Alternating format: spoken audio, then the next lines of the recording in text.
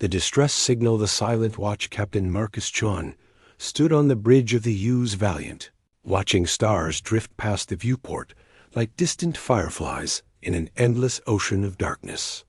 He had commanded this patrol vessel for 8 years, navigating the frontier territories where civilization faded into the unknown. His crew of 15 had become his second family during those long months in space, each person essential to keeping their small ship running smoothly. Sarah Williams, his first officer, monitored the sensor arrays with practiced efficiency.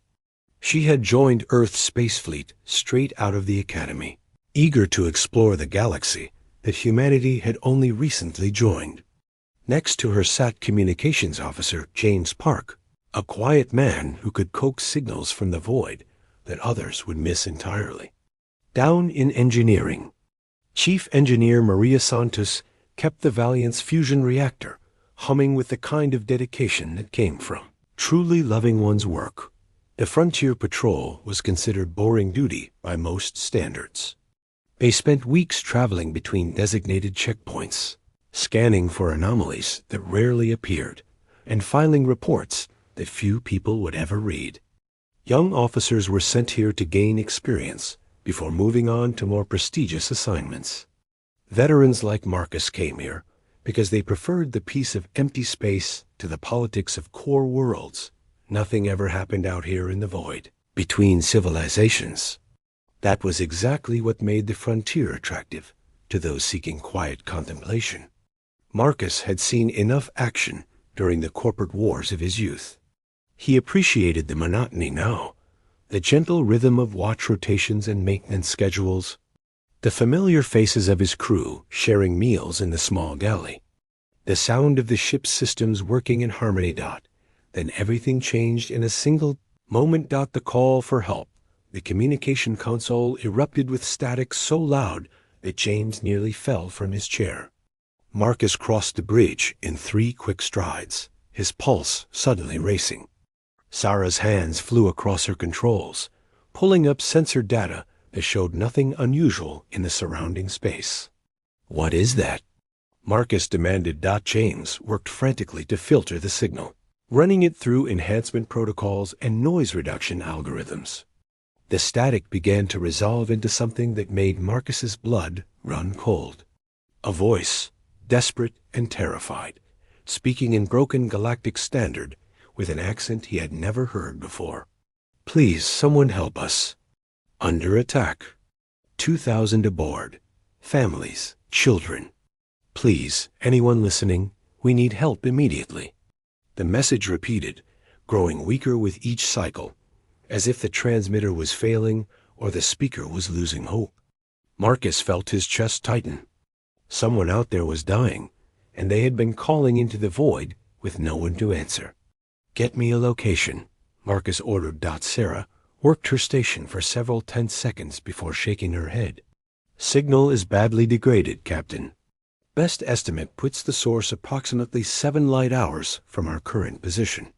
Based on the transmission signature, it appears to be coming from a civilian transport vessel." Marcus pulled up the navigation charts on his command display. 7 hours at maximum speed would take them far outside their assigned patrol zone. Earth Command had given very specific instructions about maintaining designated routes. Deviating without authorization meant formal reprimands, possible disciplinary action, maybe even the end of his career. The distress call played again, and this time Marcus heard something that made his decision for him. In the background, barely audible beneath the static, children were crying. He heard explosions, the terrible sound of hull breaches. Someone praying in words he could not understand, but whose meaning was universal. "Contact Galactic Authority," Marcus said, his voice steady despite the fury building inside him. "Report civilian vessel in distress and request authorization to render assistance." James sent the message immediately. They waited, listening to the distress call repeat, while seconds stretched into minutes. 3 minutes passed, then 5, then 7. The Galactic Authority's response finally arrived, delivered in the cold, bureaucratic tone that made Marcus want to put his fist through the console. Negative on assistance authorization. Vessel is located outside economically viable rescue parameters. All patrol units are advised to maintain current assignments. Message concludes. Marcus stared at the speaker, unable to believe what he had just heard. They were refusing to help because the mathematics did not work in their favor. 2,000 beings were dying, and the galaxy had calculated that saving them would cost more than they were worth. The decision? They said no. Sarah's voice was flat with disbelief. They're just going to let those people die. What does economically viable rescue parameters mean? James asked, though his tone suggested he already knew the answer. Marcus felt something cold and hard settle in his chest. It means the Galactic Authority has decided those people cannot afford to be rescued. If the beings in distress cannot repay the expense of their salvation, most species in this galaxy consider them not worth the effort. That's insane. Maria's voice came through the intercom from engineering. She had been listening to the whole exchange. How can anyone put a price on lives? Marcus pulled up what little information the ship's database contained about the species making the distress call. The Velkin, peaceful herbivores from the outer colonies who had joined galactic civilization 200 years ago. They served as farmers, craftspeople, and laborers throughout the frontier. They paid their taxes, obeyed every law, and bothered no one. They were model citizens by every measure. And when they screamed for help, the galaxy calculated the cost and decided they were expendable. Run a threat assessment, Marcus said quietly. Tell me who is attacking them. Sarah worked her console, cross-referencing their location with known hostile forces in the region. Based on this sector's activity patterns, most likely Krill raiders. They run slavery operations throughout the frontier territories, targeting vulnerable species for labor trafficking. Slavers, Marcus said the word like a curse. The Galactic Authority knows there are slavers operating out here, and they do nothing? Stopping them would require dedicating significant military resources to patrol these empty regions, Sarah explained, her voice bitter. The species that get raided tend to be poor and politically powerless. In purely economic terms, the galaxy has decided that preventing slavery is too expensive. Marcus looked at his crew. Sarah met his eyes with understanding. James nodded slowly. Maria's voice came through the intercom again, steady and determined. Engineering is ready for maximum burn, Captain. Say the word, and I'll push these engines to their limits. Medical bay is prepared, added Dr. Raymond Foster, the ship's physician, who had been listening from his station. Whatever you decide, I'm with you. Marcus felt a surge of pride for these people who had become his family. They all knew what this decision would mean. They would be violating direct orders, abandoning their patrol route, possibly ending their careers in Earth's space fleet. Not one of them hesitated. Not one suggested following regulations and leaving innocent people to die. Earth had taught them all the same lesson. When someone calls for help, you answer. Politics and economics be damned. Asterisk the race against time. Helm, plot a course to those coordinates, Marcus ordered, his voice carrying the weight of absolute certainty. Maximum burn. Get us there as fast as this ship can fly. Course plotted, Captain, the helmsman responded. We'll reach them in 7 hours and 18 minutes at maximum speed. Engaging engines now. The Valiant surged forward, its fusion drive pushing the patrol vessel to velocities that would drain their fuel reserves dangerously low. Marcus felt the acceleration press him back into his command chair. 7 hours. They had 7 hours to reach desperate people before the slavers finished their terrible work. He looked around the bridge at his crew. Young officers on what was supposed to be a quiet patrol assignment, now racing toward combat that could kill them all. Not one showed fear. Not one questioned his decision. They had all grown up on Earth, the world that other species called a nightmare of crushing gravity, deadly predators, and whether they could kill in minutes. That brutal world had taught humanity one fundamental truth. When someone needs help, you help them. You do not calculate the cost. You do not weigh the benefits. You do not consider the consequences to yourself. You simply act, because that is what decent beings do. The distress call continued to play, growing weaker with each repetition. Marcus listened to those desperate voices and made a silent promise. Hold on, we are coming. Whatever it takes, we are coming. Asterisk. Retribution Unleashed. The battle begins 7 hours and 11 minutes after receiving the distress call. The Hughes Valiant dropped out of faster-than-light travel into a scene that would be burned into Marcus Chun's memory forever. The Velkin transport vessel hung broken in the void like a wounded animal, massive tears in its hull, exposing interior compartments to the vacuum of space. Debris spread outward in all directions, glinting in the light of a distant red sun. Small objects that the sensors identified as bodies drifted among the wreckage. Tumbling slowly in the silence of space, Marcus forced himself to look at the numbers scrolling across his tactical display. 183 confirmed dead, blown into the void when the hull ruptured. Men, women, and children, who had been living their lives just hours ago, now frozen corpses spinning through endless darkness. 4 ships circled the dying transport like sharks around bleeding prey. Marcus recognized their configurations from intelligence briefings. Krill raiders, each one bristling with weapons and equipped with industrial tractor beams designed for harvesting salvage and capturing prey. As he watched, one of the raiders pulled an escape pod toward its cargo bay with mechanical precision. The pod's hatch opened, and small figures were dragged inside by armored Krill boarding parties. I count 14 escape pods still drifting free, Sarah reported, her voice tight with barely controlled rage. The raiders are collecting them systematically, processing survivors like cargo. Marcus studied his tactical display with the cold calculation of someone who had fought in 3 corporate wars before joining Earth's unified fleet. The Krill vessels were each 3 times the size of the Valiant, heavily armed with energy weapons and protected by military-grade shielding. By every reasonable assessment, his small patrol ship should avoid engagement, call for backup, and retreat to a safe distance. Backup would arrive in 4 days, long after every Velkin survivor had been processed, branded, and sold to the highest bidder in some distant slave market. They've detected us, Sarah announced.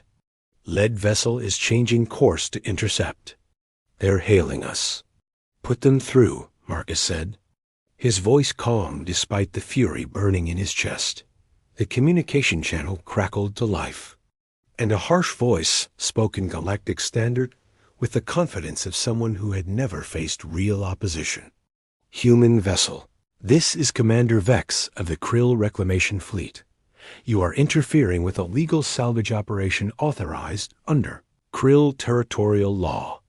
Depart immediately, or we will consider you hostile and add your crew to our inventory. Marcus felt his hands curl into fists. Legal salvage. That was what they called kidnapping and murder out here in the lawless void where the Galactic Authority refused to intervene. He took a slow breath, centering himself the way his martial arts instructor had taught him decades ago on Earth. Commander Vex, Marcus replied, his voice carrying the sharp edge of barely restrained violence. This is Captain Marcus Chun of the United Earthship Valiant.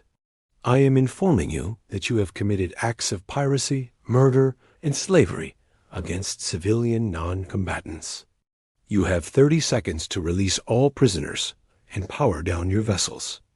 After that, I will consider you legitimate military targets and respond with lethal force.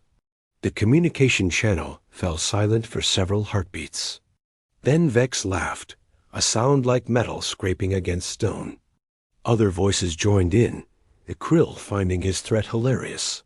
Your tiny ship against 4 raiders? You are either brave or foolish, human. I have not decided which. The Krill have destroyed entire colonial fleets. Your species is new to the galaxy. You do not understand what you face. I will give you one final chance. Leave now and I will let you flee with your lives. I might even sell you some of the merchandise at a discount. The Velkin breed quickly. There is profit enough for everyone. 20 seconds, Marcus said flatly. You are making a terrible mistake, Vex warned, though his tone still carried amusement rather than concern. The Krill do not show mercy to those who interfere with our operations. 10 seconds, Marcus continued. Final warning. Foolish human. You will regret this moment before you die. Time's up, Marcus said and cut the connection. He looked at his weapons officer, Lieutenant Shin Rodriguez, who had been waiting with her finger hovering over the firing controls. Light them up. The Hughes Valiant's main railgun spoke with a voice that shook the entire ship. In space combat, most galactic species used energy weapons, lasers and particle beams that traveled at light speed, but required sustained contact to burn through defensive shields. These weapons were clean, efficient, and economical. They were what any civilized species would use. Humans built railguns, massive electromagnetic accelerators that fired solid projectile slubs at relativistic velocities. The projectiles were simple tungsten rods, nothing sophisticated or expensive, but they carried such tremendous kinetic energy that shields designed to deflect particle beams might as well have been tissue paper. The lead Krill raider, the one that had been moving to intercept them, never had time to properly configure its defenses. The tungsten slug hit its forward section at 40% the speed of light. The impact released energy equivalent to a strategic nuclear weapon. The entire front half of the raider simply ceased to exist, atomized instantly by the collision. The rear section tumbled away, atmosphere and debris spilling from the catastrophic wound. The laughter on the communication channels stopped abruptly. Marcus heard panicked voices shouting in the Krill language, confusion and fear replacing their earlier confidence. Target destroyed, Rodriguez reported with grim satisfaction. Remaining 3 vessels are scattering. 2 are attempting to flee toward the outer system. 1 is moving to use the Velkin transport as a shield. Negative on engaging the fleeing vessels, Marcus ordered. They have prisoners aboard. We cannot risk killing innocent people. Focus on the one hiding behind the transport. The helmsman pushed the Valiant forward, the small patrol ship far more maneuverable than the bulky Krill raiders. They swept around the wreckage of the Velkin transport, carefully navigating through debris fields while searching for a clear shot. The Krill raider opened fire with its energy weapons, beams of concentrated plasma that slashed through space like burning whips. Most of the shots missed entirely, the Krill gunners panicking and firing wildly.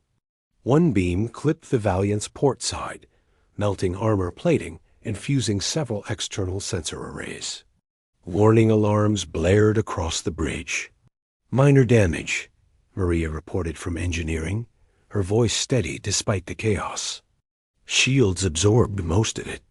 That plasma weapon is designed for long-range bombardment of stationary targets, not close-quarters combat against a maneuvering opponent. As long as we stay mobile, they cannot achieve a solid weapons lock. The Krill raider tried to pull away from the transport, seeking open space where it could bring its full weapon systems to bear. Rodriguez tracked the enemy vessel with predatory patience, waiting for the perfect moment. When the raider finally cleared the debris field, she fired again.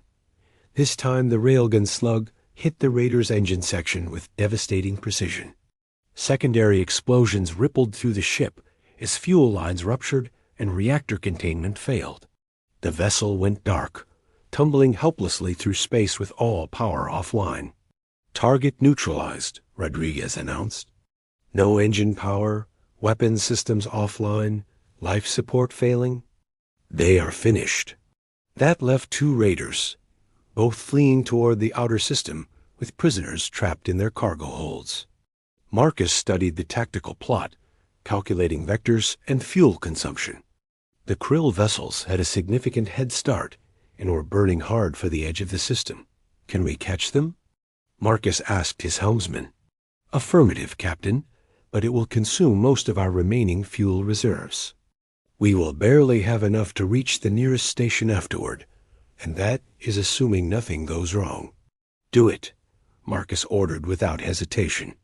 Those people did not survive the initial attack just to spend the rest of their lives in chains. The aftermath. Pursuit lasted 43 minutes of hard acceleration that pushed the Valiant's engines beyond their recommended operational limits. Maria worked miracles in engineering, manually adjusting power distribution and cooling systems to prevent catastrophic failures. The patrol ship slowly closed the distance with the fleeing raiders, gaining meter by meter through sheer determination and superior human engineering. When they finally came into weapons range, Rodriguez did not fire at the raiders' engines or weapon systems.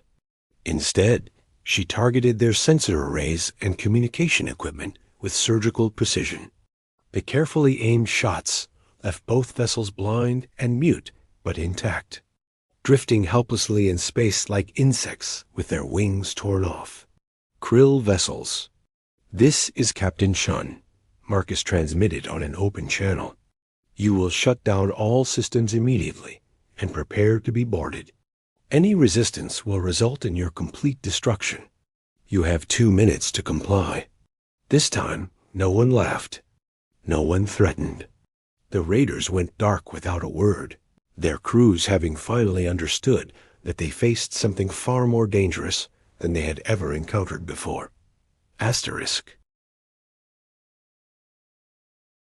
Marcus led the boarding party himself, along with Sarah and 6 armed crew members in combat exosuits. The suits were designed for working in hazardous environments and emergency repairs, but they also transformed humans into walking tanks. Each suit amplified the wearer's strength tenfold and provided armor against most common weapons, turning already dangerous humans from a high-gravity world into something truly terrifying. The interior of the first Krill raider was dark and smelled of ozone and fear. Marcus found the crew huddled in their command center, 8 beings that resembled armored lizards with too many limbs. They had discarded their weapons and cowered against the far wall, their earlier bravado completely gone. Where are the prisoners? Marcus demanded. One of the Krill pointed toward the lower decks with a trembling claw. Marcus left Sarah to secure the bridge and moved deeper into the ship, his suit's lights cutting through the darkness. He found the Velkin in a cargo bay that had been converted into a holding pen. 317 beings crammed into a space designed for freight containers. They huddled together in the darkness. Adults trying to shield children with their own bodies. They looked like 6-legged gazelles with delicate features and large eyes that reflected light like mirrors. When Marcus opened the holding pen's door, they shrank back in terror, expecting more cruelty. It's okay, Marcus said gently, knowing they probably could not understand his words, but hoping his tone would convey his meaning. You're safe now. We're here to help you. An elderly Velkin slowly approached, moving with careful dignity despite obvious injuries. He looked at Marcus with eyes that carried the weight of terrible suffering and fading hope. You came, the Velkin said in broken galactic standard. We called for so long. No one ever comes. But you came. Marcus felt his throat tighten. I'm sorry we didn't arrive sooner. What's your name? I am Elder Thane of the Grass Wind Tribe. These are my people. We were traveling to establish new farms in the outer colonies. The Krill attacked without warning. They killed so many, took our children, said they would sell us like animals. His voice broke. They were going to separate families, sell children to different buyers. We would never see each other again.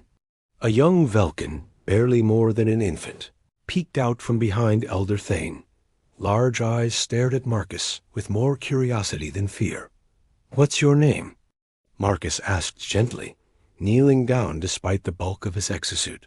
"Kira," the child said in a tiny voice. "Hello, Kira. I'm Marcus. We're going to take you and everyone else somewhere safe. I promise." Over the next several hours, Marcus's crew worked tirelessly to recover all survivors from the 4 krill vessels.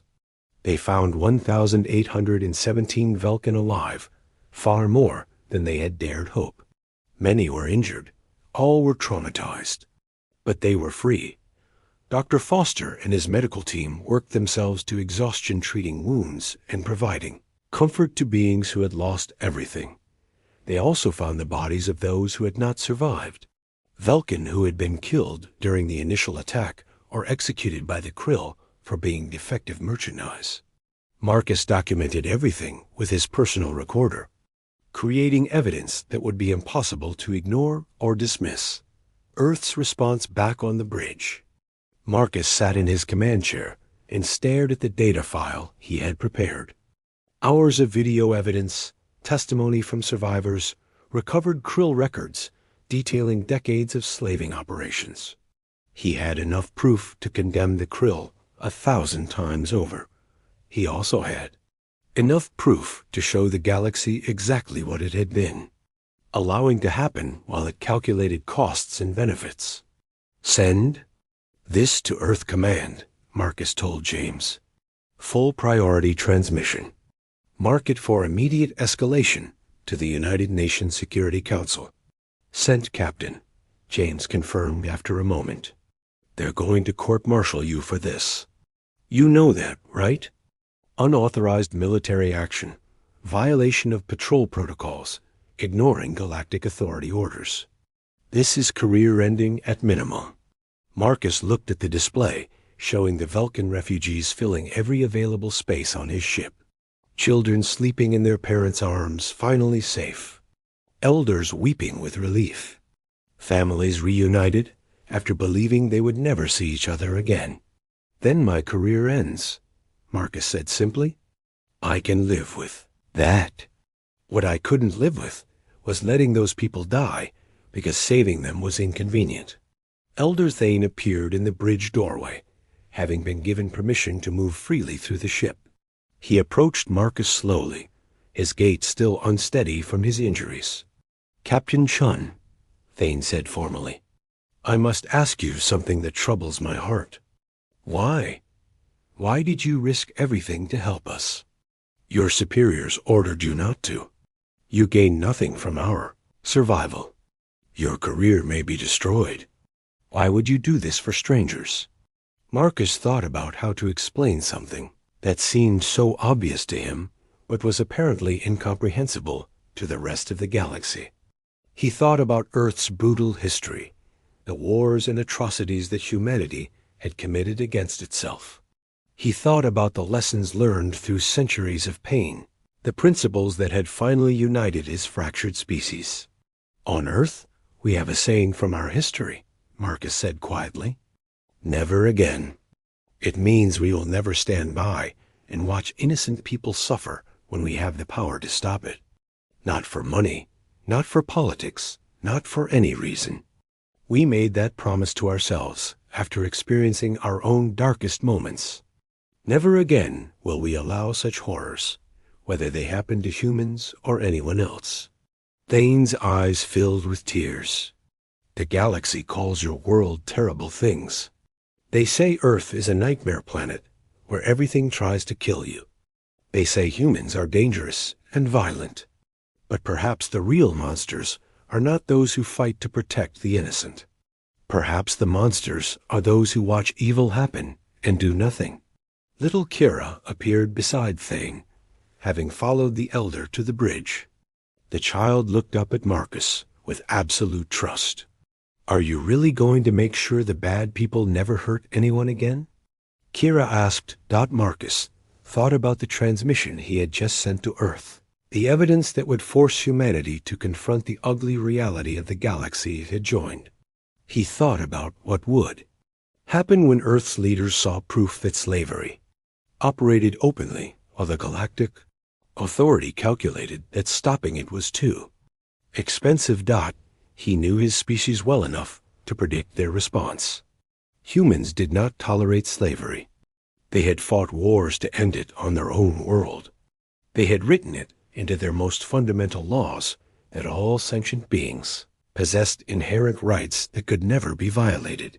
When they saw what was happening in the galaxy, when they understood that the civilized species they had joined allowed such atrocities for economic reasons, humanity would respond with the full weight of its moral fury. Yes, Kira, Marcus said with absolute certainty. I promise you, the bad people are going to pay for what they've done. Humanity is going to make sure of that. The reckoning 48 hours after Marcus transmitted his evidence to Earth, the response came. It was not a court-martial order or a reprimand. It was a message from Admiral Patricia Okonkwo, commander of Earth's unified fleet, transmitted on a secure channel that carried the highest priority classification. Captain Shun, the Admiral's recorded message began, her voice carrying the weight of iron resolve. Your actions have been reviewed by the United Nations Security Council, Earth Command, and myself personally. You violated direct orders, abandoned your patrol route, and engaged in unauthorized military action against forces belonging to a recognized sovereignty. Marcus felt his crew tense around him, preparing to hear their captain condemned. You also saved 1,817 innocent lives, Admiral Okonkwo continued, and Marcus heard something shift in her tone. You documented evidence of systematic slavery that has operated for decades with the tacit approval of the Galactic Authority. You showed the galaxy what humanity stands for, what we will not tolerate regardless of cost or consequence. The Security Council has voted unanimously to authorize Operation Liberation.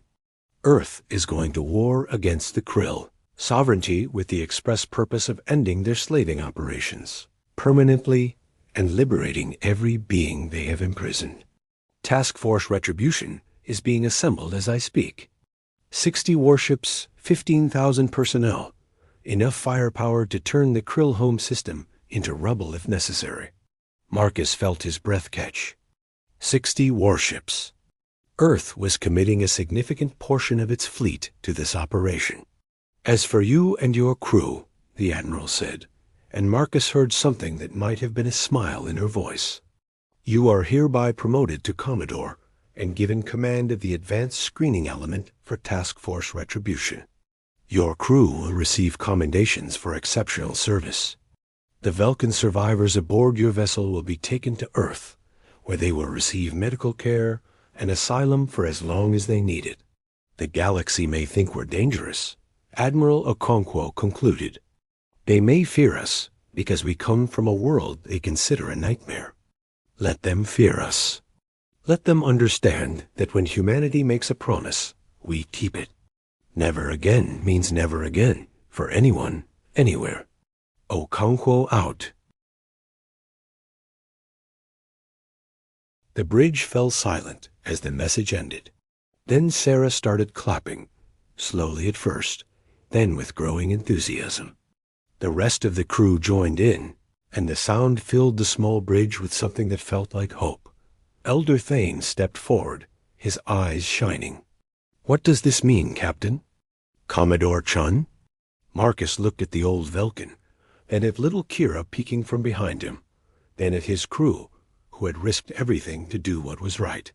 It means Earth is coming, Marcus said quietly. It means humanity heard your call for help, and we're going to make sure no one ever has to make that call again. The Krill wanted to know what they faced when they encountered humanity. Now they're going to find out. New Dawn 3 months later, Task Force Retribution completed its systematic dismantling of the Krill slaving network. 60 Earth warships moved through Krill territory like a cleansing fire, liberating processing stations, destroying raider fleets, and freeing over 40,000 enslaved beings from 24 different species. The Krill, Sovereignty surrendered after their home fleet was destroyed in a battle that lasted 17 minutes. The survivors were turned over to a tribunal composed of representatives from the species they had victimized. Justice would be served, but it would be justice administered by their victims, not by their conquerors. Marcus stood on the observation deck of the Hughes Valiant, now the flagship of his small battle group, and watched Earth's ships depart for home. The mission was complete. The promise had been kept. Elder Thane and little Kira stood beside him, both of them healthy now, recovering from their ordeal. The Velkin had chosen to remain with humanity rather than return to their colonies, at least for a while. They felt safer with the beings who had proven they would fight for them. What happens now? Kira asked, looking up at Marcus with those large, trusting eyes. Marcus smiled down at the child. Now we make sure this never happens again. Earth is establishing protection protocols for any species that needs help. We're creating an alliance of free peoples who will defend each other. The galaxy is going to learn a new way of doing things. The human way, Thane said quietly. The right way, Marcus corrected gently. When someone calls for help, you answer. It's not complicated. It's not about economics or politics or cost-benefit analysis. It's about recognizing that every life has value, that every being deserves protection, that we're all responsible for each other. The galaxy will resist, Thane warned. They will say you are interfering, disrupting their established order. Let them, Marcus said with quiet determination. Earth didn't join the galactic community to become part of a system that tolerates slavery and counts lives and currency. We joined to make things better. If that means disrupting the established order, then so be it. Kira tugged on Marcus's sleeve. Will you always come when people call for help? Marcus knelt down and looked the child in the eyes, making a promise he knew humanity would keep. Always, he said. That's what it means to be human. When you call, we answer. Never again will anyone suffer while we have the power to stop it. That's our promise to the galaxy, and we will keep it no matter what it costs. Outside the viewport, Earth ships began their journey home, carrying freed slaves and the knowledge that somewhere in the darkness of space, humanity was listening. And when the call for help came again, as it inevitably would, the Deathworlders would answer. They would always answer. Asterisk